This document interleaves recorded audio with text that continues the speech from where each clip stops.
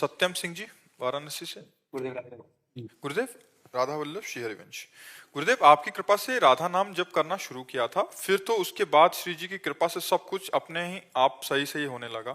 मुझे कुछ सोचने की जरूरत नहीं पड़ती थी। लेकिन गुरुदेव, कुछ दिन बाद पता नहीं क्या हुआ, नाम जप अपने आप रुक सा गया है। गुरुदेव, अभी नाम जप करता हूँ, पहले जैसा भाव नहीं आता। अभी भी लगता है कि सब कुछ खुद ही कर रहा हूँ। मन में गलत विचार भी आने लगते हैं। महाराज जी, ऐसे में देखो, एक बताएं, भजन में जो प्रारंभिक आनंद मिलता है वो अपने साधन का नहीं होता है, वो भगवान की कृपा का होता है। जैसे किसी को वानगी दी जाए ना, भजन के लिए स्वाद दिया गया। अब किसी को चाय का नशा डलवाना हो तो अपनी तरफ से 2-4 चाय बना के पिलाओ, फिर छोड़ दो, अपने आप पीछे घूमेगा, चाय पिला दो। ऐसे ही भगवान अपनी तरफ से जीव को भगवदानंद देते हैं। बोले पहले जो भजन में आनंद आता था वो अब नहीं आता, अब तुम साधन करो। उन्होंने ये दिया कि थोड़ा चख लो, आनंद ये होता है, अब तुम्हें साधन करना पड़ेगा। देवर्षि नारद जी अपने चरित्र में भगवान व्यास देव जी को बताते हैं कि जिस समय मैं 4 महीने संतों की सेवा में रहा और उनकी जूठन पाई तो मेरी चित्त वृत्ति भगवान में लग गई। जब माँ को सर्प ने काट लिया और मैं छोड़ करके जंगल में गया, एक सरोवर देखा, वहां स्नान किया, आचमन किया और पीपल के नीचे बैठकर जे ही भगवान का ध्यान लगाया तो ध्यान में भगवान प्रकाशित हो गए। अभी हम देख भी नहीं पाए थे कि भगवान अंतर ध्यान हो गए। अब मैं बड़ा विचलित हुआ। तब आकाशवाणी हुई कि अय बालक, अध कचरे योगी को मेरा साक्षात्कार नहीं होता, इसलिए मैं तुम्हें लुभायमान करने के लिए थोड़ा रूप दिखाया। अब तू भजन कर और फिर मेरे को प्राप्त होगा और सदा सदा के लिए प्राप्त होगा। तो ये जो प्रारंभिक भजन में हमको आनंद मिलता है वो हमारा साधन जनित आनंद नहीं होता, वो कृपा जनित होता है। अब साधन करो। और 3 गुण होते हैं, सतोगुण, रजोगुण, तमोगुण। जब रजोगुण तमोगुण आएगा तो भजन में मन नहीं लगेगा, भोग अच्छे लगेंगे। तमोगुण आएगा तो गुस्सा आएगी, वो आने दो, चुपचाप नाम जप करते रहो। आगे इनको क्रॉस कर जाओगे तो जो आनंद ऐसे मिल रहा था वो आगे मिलेगा, अखंड आनंद। निरंतर भजन का प्रभाव होता है अखंड आनंद। तो ऊबो मत, कामनाएं पूर्ति होना भजन का फल नहीं है यार। हम ये भी पीछे वाले बैठ में कह रहे थे, कृपा का तारतम्य इससे नहीं है। अरे नाना प्रकार की भोग सामग्रियां, नाना प्रकार के सांसारिक पदार्थ, वस्तु, व्यक्ति, स्थान, ये पापियों के पास भी है। इसको हम कृपा से न तोले। कृपा को तोले हमें संसार अच्छा नहीं लगता, हमारे द्वारा पाप आचरण नहीं होते, हम निरंतर भगवान का नाम जप करते, दूसरों का परोपकार करते, ये कृपा है। इससे भगवान का तारतम्य जोड़ो। रुपया पैसा मिल गए, कामनाओं की पूर्ति हो गई, सब बढ़िया चल रहा है, बोले बड़ी कृपा। अब आ गया नंबर विपत्ति का तो बोले अब हमें लगता है भगवान हमसे नाराज हो गए क्या, अब वो लाभ नहीं मिलता है। वो नाम का लाभ नहीं था, वो प्रारब्ध भोग था। अच्छा प्रारब्ध आया, चकाचक सब कामनाएं पूर्ण हो रही, और नाम जब फिर भी चल रहा, बुरा प्रारब्ध आया, भारी संकट आ गया। तो वो नाम जप कर, नाम जप का है कि भारी संकट को भी सह जाओ और जो आई हुई अनुकूलता है उसमें अभिमान ना हो, आई हुई प्रतिकूलता उसमें शोक ना हो, और निकल गए और भगवत प्राप्त हो गए। यह है भगवान की कृपा। तो नाम जप को और बढ़ाओ। गंदे आचरणों के जो चित्र आते हैं वो मिटने के लिए आते हैं, वो तुम्हें परेशान करने के लिए नहीं आते। इसलिए उन चित्रों को देखकर लुभायमान मत हो और नाम जप बढ़ाओ। अभी तो क्या, अभी बच्चा हो, अभी तो बहुत बड़ी मंजिल है। ठीक है जी। खुशी सहगल जी जमशेदपुर से। राधे राधे गुरु जी। राधे राधे महाराज जी। महाराज जी, आध्यात्मिक मार्ग में हमारे पथ से हम भटक क्यों जाते हैं? मन सदैव एक जगह क्यों नहीं लगा रहता? अभी हमारी सुख बुद्धि भोगों में है, संसार में है। हम जबरदस्ती भजन कर रहे हैं, लेकिन आंतरिक स्थिति तो भोगों में ही है ना। तो हम जहां छोड़ेंगे तो भोग में भाग जाएगा मन। और जिस दिन हमारा मन प्रभु में लग गया तो भोगों के बीच में भी रहते हुए हमें भोग आकर्षण नहीं होगा, हमें भगवद आकर्षण होगा। अभी हम भोगाकर्षण है। भगवान स्वयं वर्णन करते हैं, गीता जी में कहा, ममई वांशो जीव लोके जीव भूता सनातना मना खष्टान इंद्रियाणी प्रकृति स्थान कर सती। मन और 5 ज्ञान इंद्रियां सदा प्रकृति माया की तरफ घसीटती रहती है। इनको जबरदस्ती भजन में लगाया जाता है। जैसे पानी को कहीं छोड़ो नीचे ही जाएगा, ऊपर चढ़ाना है तो यंत्र की जरूरत है। ऐसे मन को कहीं भी छोड़ो, भोगों में ही जाएगा। अगर उसे ऊपर चढ़ाना है भगवदानंद में तो मंत्र की जरूरत है। खूब नाम जप करो, खूब मंत्र जप करो। एक लड़ाई है, इसको लड़ो। मन भोगों की तरफ जाए, उसको मत भोगने दो।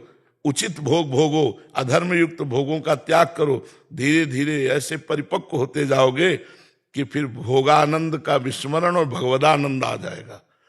जब तक भगवदानंद नहीं आता तब तक मन टिकेगा नहीं, ना नाम में, ना कथा में, ना वार्ता में। थोड़ी देर बाद भाग जाएगा भोगों में, उसका अभ्यास है, भागने दो। तुम नाम को मत छोड़ो, एक दिन मन शांत हो जाएगा, निर्मल हो जाएगा, आनंद में हो जाएगा। ये लड़ाई है, लड़ना पड़ेगा। बिना लड़े कोई विजय प्राप्त नहीं करता।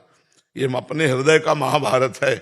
इसमें भगवान को सारथी बनाकर, भगवान के वचनों का आश्रय लेकर हम कुवासना रूपी दुर्योधन को परास्त करें, दुर्वासना रूपी दुर्योधन के पक्ष को परास्त। ये महाभारत है हृदय का, और सबको लड़ना पड़ता है।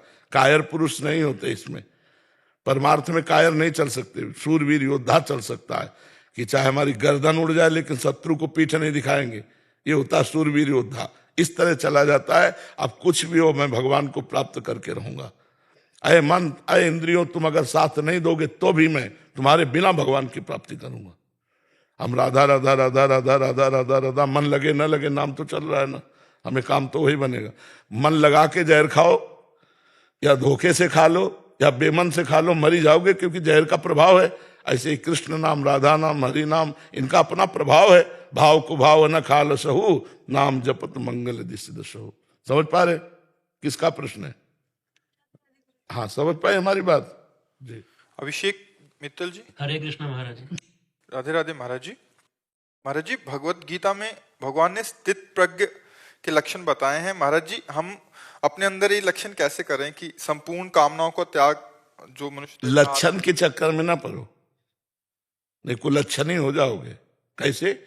अहंकार बढ़ने लगे। एक लक्षण आ गया मेरे में, दूसरा आ गया, और अहंकार आ गया तो सब लक्षण गए। एक लक्षण पकड़ लो, सब लक्षण आ जाएंगे। तृणादपि सुनीचेन, महाप्रभु चैतन्य देव का है। अपने को तृण से भी नीच मानने लगो, उत्तम अवस्था को पहुंच जाओगे। नाम जप करो और अपने को सबसे छोटा मानो, सबको प्रणाम करो, आ जाएंगी सारी स्थिति। और ऐसे सोचो कि स्थित प्रज्ञ के लक्षण पढ़ लिख के धारण करेंगे तो वो स्थिति नहीं होगी, वो तो स्थिति होती, वो धारण थोड़ी की जाती। जब पेट भर जाता है तो छकने की स्थिति होती है, नहीं होती? छकना कब होता है? अब नहीं, बस। अगर उसको ना ऐसे बोलता है ना, ये स्थिति है।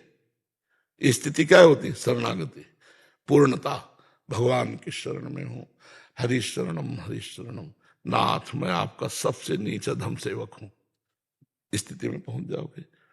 अगर स्थिति के लक्षण अपने में देख लिए तो अहंकार आ जाएगा कि मैं स्थित प्रज्ञ हूं। तो स्थिति नहीं जिसमें अहंकार है। सबसे पहली बात है अहंकार रहित होना। स्थिति देखना है तो 15वें अध्याय का एक श्लोक याद कर लो। निर्माण मोहाजित संग दोषा, अध्यात्म नित्या विनिवृत्त कामा, द्वंद्वैर विमुक्ता सुख दुख संगई, गच्छन्त मूढ़ा पदमभ्यम तत्। ये श्लोक याद कर लो, इसकी व्याख्या पढ़ लो। मोह रहित, मान रहित, संग दोष विजयी, किसी का संग नहीं, समस्त कामनाओं का त्यागी, अध्यात्म में स्थित, हर द्वंद्व, मान अपमान, निंदा स्तुति को समान भाव से सहने वाला, सुख दुख में समान, वो ज्ञानी पुरुष परम पद का अधिकारी होता है। महाराज, जैसे कोई बच्चा नर्सरी क्लास में होता है, फर्स्ट केजी सेकंड में आता है, बच्चा या परमार्थ में क्लास नहीं होते, परमार्थ में स्थिति होती। कैसी? रात दिन नाम जप करो, स्थितियां आनी प्रारंभ हो जाएंगी। ये पढ़ लिख के स्थिति थोड़ी होती है, स्थिति भजन करने से होती है। आचरण पवित्र, भोजन पवित्र, पापाचरण का त्याग और नाम जप, हर स्थिति आ जाएगी। स्थिति थोड़ी पकड़ी जाती, भजन पकड़ा जाता है, भजन से स्थिति आती है। हमारी बात पकड़ पा रहे हो नहीं? ये वो स्थितियां थोड़ी कि पढ़ लिख करके आप उस स्थिति को प्राप्त कर लो। मतलब कहने का भाव, पूछने का भाव ये था कि अभी जब हम छोटे होते हैं तो बड़ी चीज बड़ी लगती है। तो जैसे नाम जब करते हैं तो हमें लगता है कि जैसे शुद्ध वैष्णव है, संघ है, तो वो चीज बड़ी मतलब दूर से, मतलब मुश्किल से प्राप्त होगी। तो मतलब ये है कि नाम जब करते रहें तो लेकिन जो अंदर के मतलब वो है वो बार बार बीच में आते हैं, क्या? काम क्रोध लोभ, तो लगता है कि कुछ स्थिति तक कभी पहुंच ही पाएंगे कि नहीं। जब हम नाम जप करते हैं तो मन में जो छिपे हुए विकार हैं वो डिलीट होने के लिए बाहर निकलते हैं। तो हमें खुशी होना चाहिए कि परेशान होना चाहिए? गंदगी बाहर निकल रही है, ये खुशी का विषय कि परेशानी का विषय? खुशी का विषय है ना, तो शिकायत की जरूरत नहीं। नाम जब जितना बढ़ेगा उतनी गंदगी निकलेगी। चित्रगुप्त के द्वारा मन रूपी चिप में हर सेकंड की क्रिया लिखी है, अनंत जन्मों की। अब पूरा मन डिलीट करना है हमको। निर्मल मन जन सो मोहि पावा। तो जब नाम जप करते हो गंदी बातें आती है चित्र सहित सामने। हमें लगता है यार बहुत गंदा है इस समय मन। भजन के समय गंदी गंदी बातें वो डिलीट होने के लिए आ रहे हैं। इसलिए धैर्यपूर्वक नाम जप करो और डिलीट हो जाए। कोई भी सद्गुण या कोई भी स्थिति हमारे लिए ही बनाई गई है और वो भजनानंदी को प्राप्त होती है। जितना भजन करोगे उतने उत्तम स्थिति रहेगी, भजन के बिना स्थिति नहीं। समझ रहे ना? खूब भजन, तुम स्थिति के चक्कर में ना पड़ो, बस कृष्ण कृष्ण कृष्ण कृष्ण, सब स्थिति आ जाएगी अपने आप। नाम जप करने लगो, भगवान से यही मांगो कि हमें कोई स्थिति मत दो, एक बात दे दो कि मेरी जिह्वा से नाम न छूटे, सब स्थिति अपने आप आ जाएगी।